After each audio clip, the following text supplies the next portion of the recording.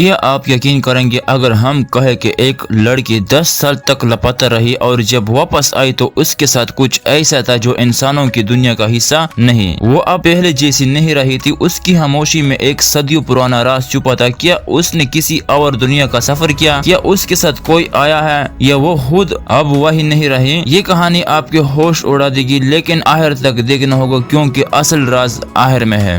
یہ کہانی بھارت کے ایک چھوٹے سے گاؤں جودھر پور کی ہے، جہاں ایک 16 سالی لڑکی سنجنا اپنی سادہ زندگی گزار رہی تھی۔ وہ ایک عام سی طالبہ تھی، روزانہ اسکول جاتی، گھر کے کاموں میں ماں کا ہاتھ بٹاتی اور دوستوں کے ساتھ ہنسی خوشی وقت گزارتی، مگر ایک دن ایسا آیا جس نے اس کے والدین اور پورے گاؤں کی زندگی بدل کر رکھ دی۔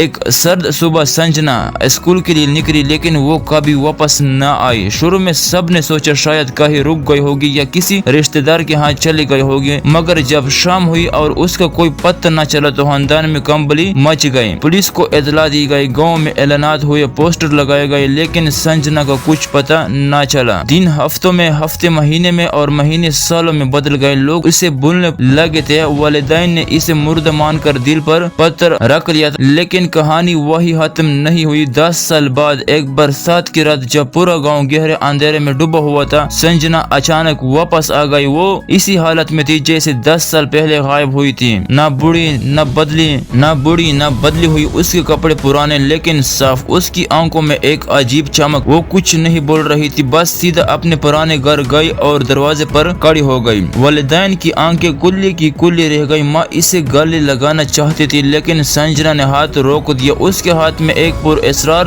لکڑی کا باکس تھا۔ اس نے وہ باکس اپنے والد کے حوالے کیا اور پہلی بار بولی، یہ ان کی نشانی ہے، وہ واپس آ رہے ہیں۔ باکس میں موجود اشیاء کو دیکھ کر سب حیران رہ گئے۔ اس میں کچھ چھوٹے چھوٹے دھاتی ٹکڑے تھے، ایک نہایت عجیب زبان میں لکھا کاغذ اور ایک سیاہ پتھر جو چھونے پر گرم ہو جاتا تھا۔ پولیس، میڈیا، حتیٰ کہ سائنسدانوں کو بھی بلایا گیا، لیکن کوئی بھی ان اشیاء کی اصلیت نہ جان سکا۔ سنجنا اب بھی زیادہ تر خاموش رہتی تھی، مگر اس کی موجودگی خوف پیدا کرتی تھی۔ کبھی وہ رات کو بغیر آواز کی چھت پر بیٹھ جاتی، کبھی کسی سنسان جگہ جا کر مٹی میں کچھ لکھتی اور پھر مٹا دیتی۔ گاؤں والوں نے کہنا شروع کر دیا کہ وہ سنجنا نہیں، اس کی جگہ کوئی اور ہے۔ ایک دن سنجنا نے اپنے والد کو بلایا اور کہا، میرے پاس وقت کم ہے، میں ان کے ساتھ ہی، وہاں وقت رکتا نہیں، آگے بڑھتا ہے اور اب وہ واپس آ رہے ہیں۔ اس دنیا میں مجھے پھر جانا ہے، لیکن اس بار شاید لوٹ نہ سکوں۔ یہ سن کر گھر والوں کو پیروں تلے زمین نکل گئی۔ اسی رات وہ پھر غائب ہو گئی، جیسے آئی تھی ویسے ہی خاموشی سے۔